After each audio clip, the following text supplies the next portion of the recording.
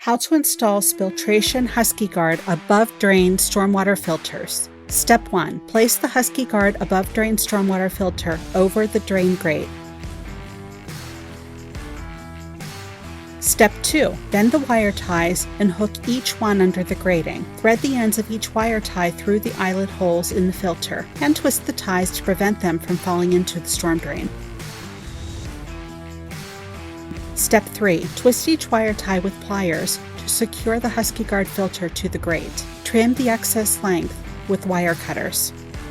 Step 4. Tap down the ends of each wire tie so that they're flush with the HuskyGuard filter.